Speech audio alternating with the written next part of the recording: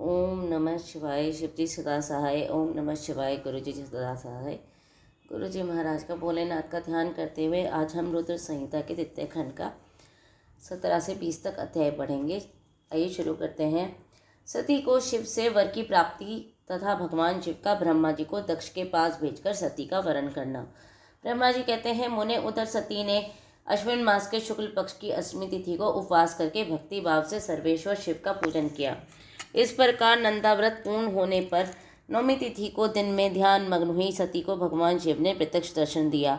उनका श्री विग्रह स्वर्ण सुंदर एवं गौर वर्ण का था। उनके 5 मुख थे और प्रत्येक मुख में 3-3 नेत्र थे। बाल देश में चंद्रमा शोभा दे रहा था। उनका चित्त प्रसन्न था और कंठ में नील चिन्ह दृष्टिगोचर होता था। उनकी 4 भुजाएं थी। उन्होंने हाथों में त्रिशूल, ब्रह्म कपाल, वर और अभय धारण कर रखे थे।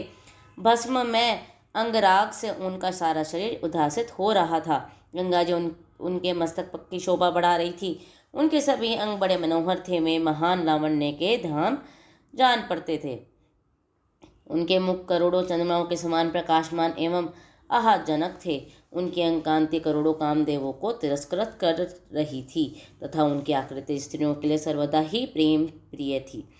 सती ने ऐसे सौंदर्य माधुर्य से युक्त प्रभु महादेव जी को प्रत्यक्ष दर्शन करके उनके चरणों की वंदना की। उस समय उनका मुख लज्जा से झुका हुआ था। तपस्या के पुंज का फल प्रदान करने वाले महादेव जी उन्हीं के लिए कठोर व्रत धारण करने वाली सती को पत्नी बनाने के लिए प्राप्त करने की इच्छा रखते हुए भी उनसे इस प्रकार बोले। महादेव जी ने कहा, उत्तम व्रत का पालन करने वाली दक्ष नंदिनी, मैं तुम्हारे पास तुम्हारे इस व्रत से बहुत प्रसन्न हूँ, इसलिए कोई वर मांगो। तुम्हारे मन को जो अभिष्ट होगा वही वर मैं तुम्हें दूंगा। ब्रह्मा जी कहते हैं, मुने जगदीश्वर महादेव जी यद्यपि सती के मनोभाव को जानते थे तो भी उनके मन की बात सुनने के लिए बोले, कोई वर मांगो। परंतु सती लज्जा के अधीन हो गई थी, इसलिए उनके हृदय में जो बात थी उसे मैं स्पष्ट शब्दों में कह न सकी। उनका जो अभिष्ट मनोरथ था वह लज्जा से आच्छादित हो गया। प्राण वल्लभ शिव को अप्रिय वचन सुनकर सती अत्यंत प्रेम में मग्न हो गई।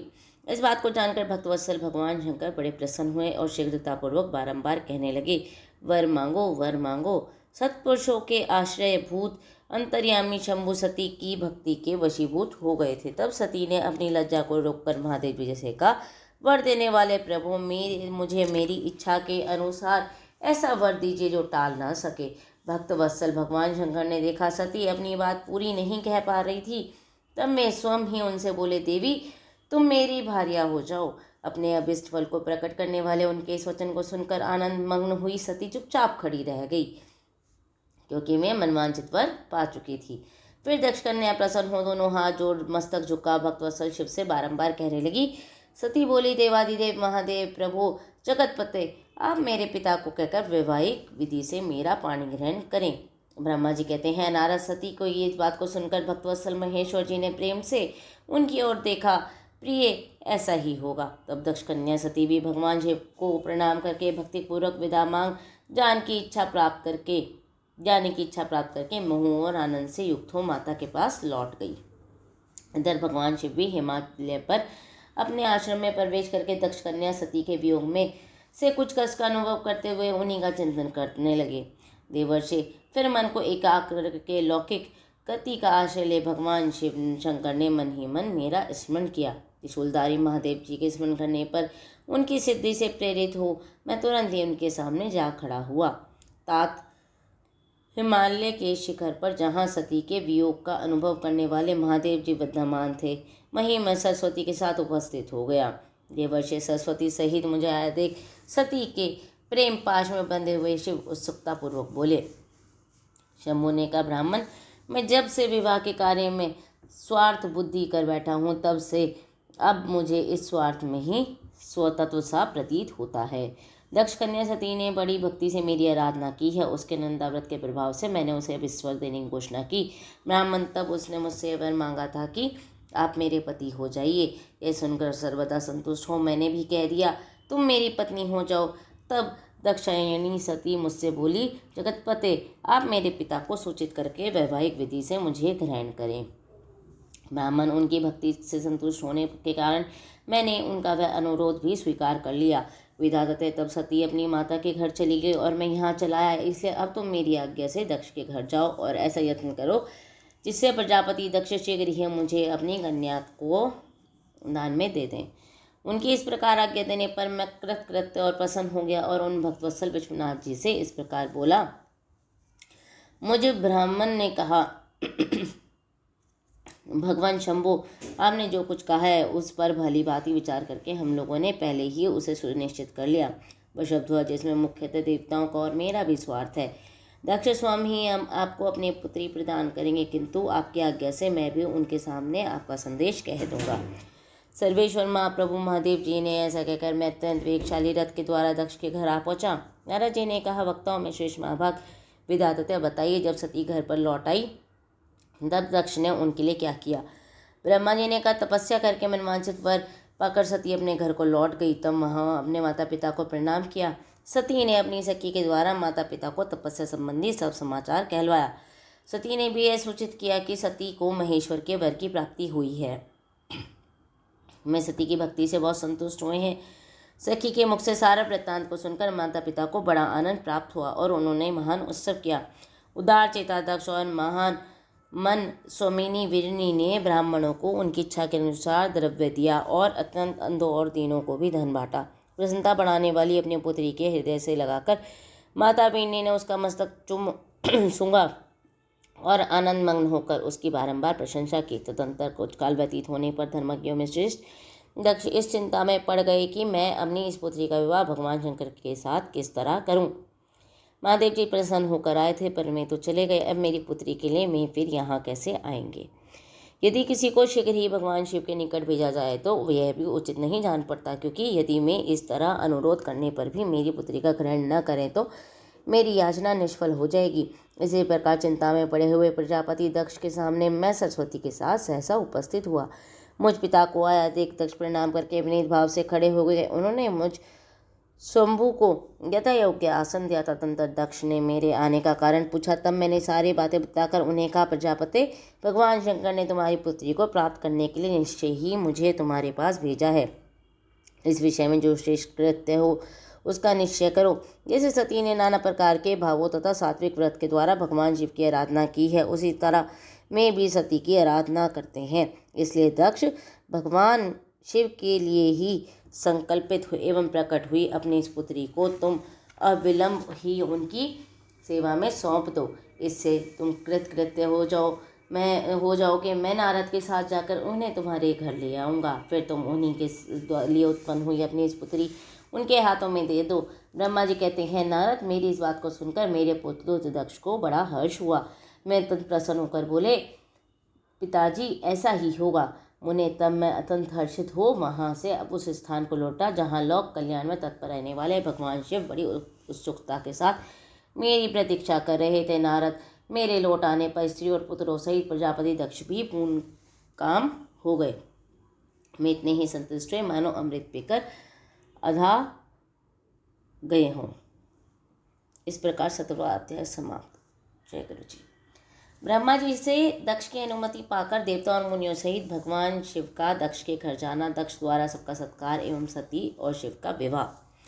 ब्रह्मा जी कहते हैं, नारद, तदंतर मैं हिमालय के कैलाश शिखर पर रहने वाली परमेश्वर महादेव शिव को लाने के लिए प्रसन्नतापूर्वक उनके पास गया और उनसे इस प्रकार बोला।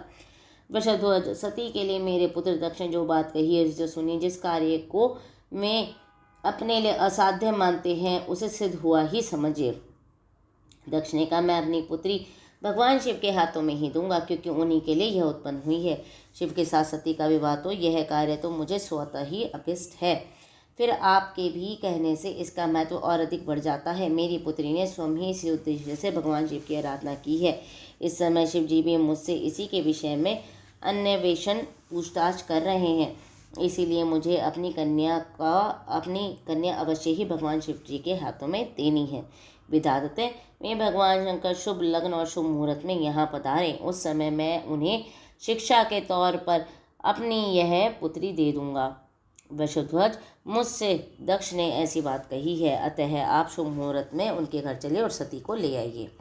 मुने, मेरी यह बात सुनकर भक्तवत्सल रुद्र लौकिक गति का आश्रय ले हंसते हुए मुझसे बोले, संसार की सृष्टि करने वाले ब्रह्मा जी, मैं तुम्हारे और नारद के साथ ही दक्ष के घर चलूंगा। अतः नारद का स्मरण करो, अपने मरीचि आदि मानव पुत्रों को भी बुला लो। विधे मैं उन सब के साथ दक्ष के निवास स्थान पर चलूंगा, मेरे पार्षद भी मेरे साथ रहेंगे।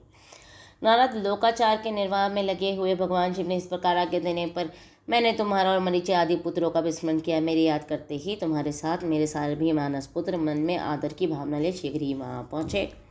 उस समय तुम सब लोग हर्ष से उत्फुल्ल हो रहे थे।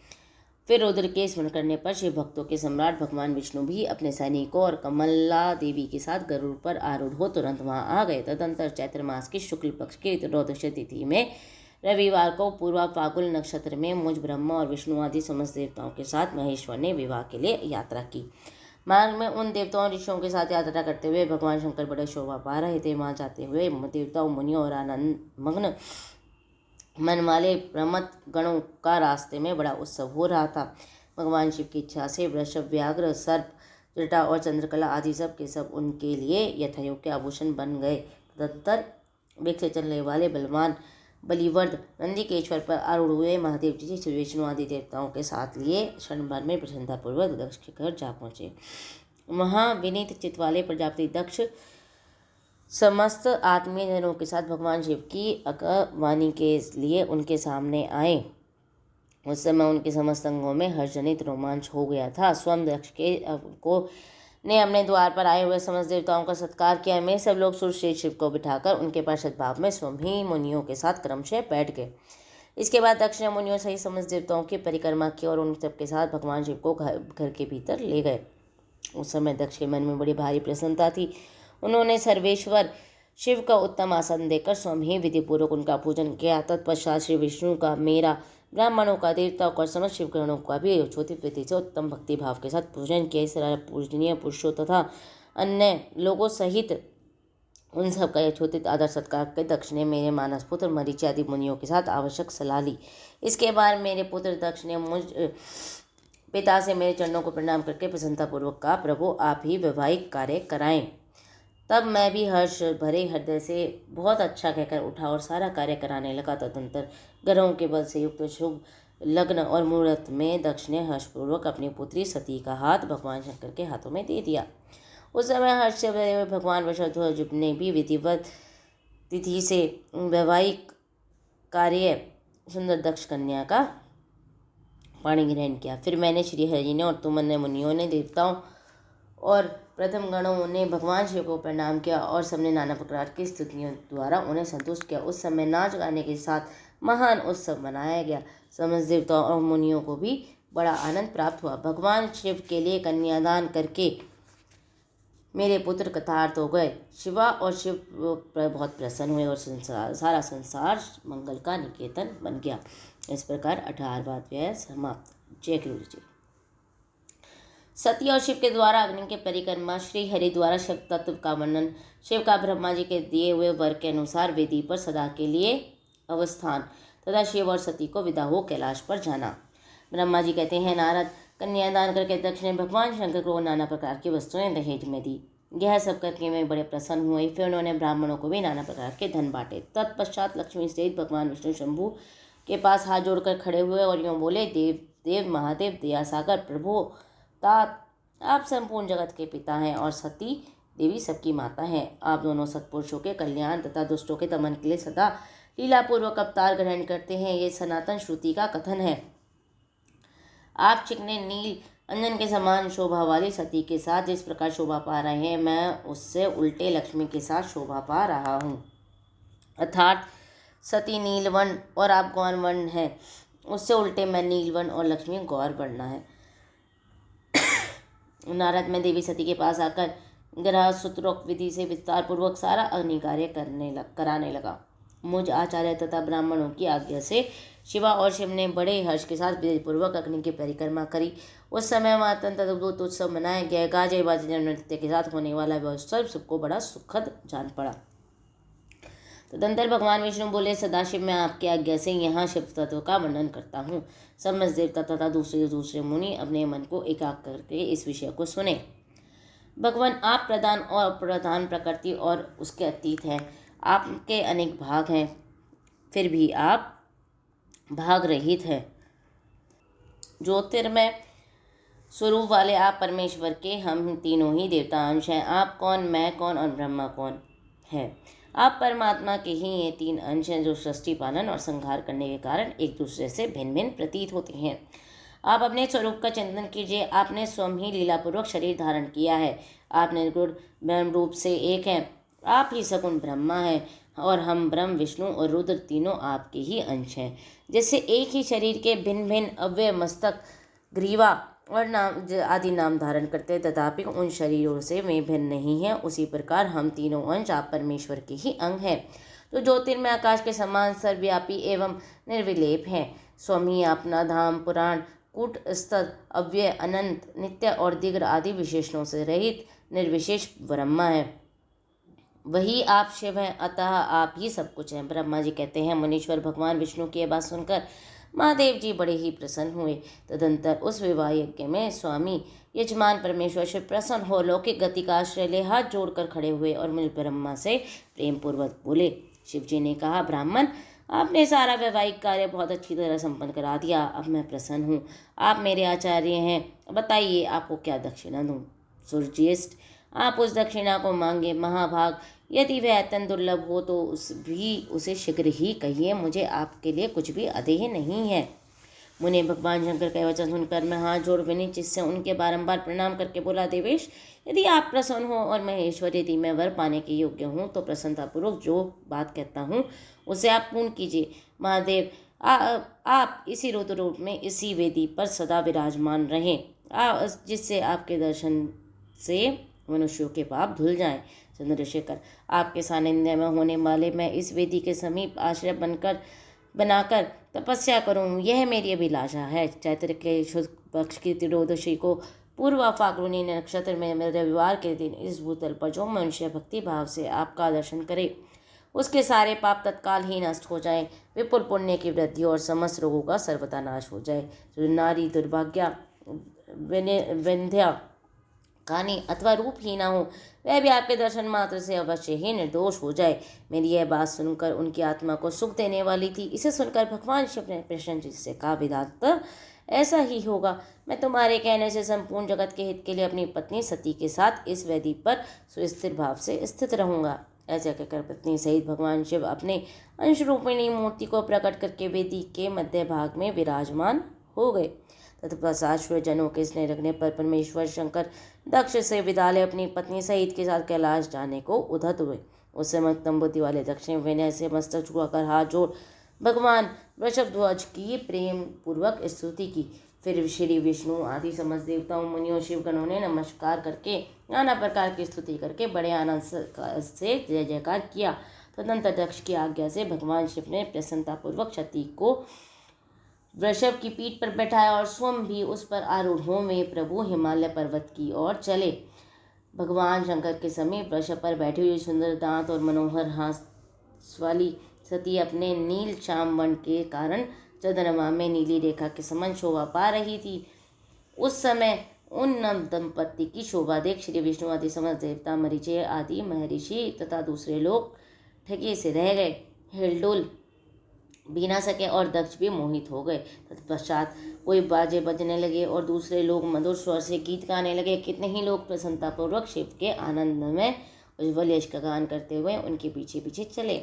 भगवान शंकर ने बीच रास्ते में दक्ष को प्रसन्नतापूर्वक लौटा दिया और सोम प्रेमाकुल हो प्रथम गणों के साथ अपने धाम को जा पहुँचे। यद्यपि भगवान विष्णु शिव ने विष्णु आदि देवताओं को भी विदा कर दिया, तो भी वे बड़ी प्रसन्नता और भक्ति के साथ पुनः उनके साथ हो लिए।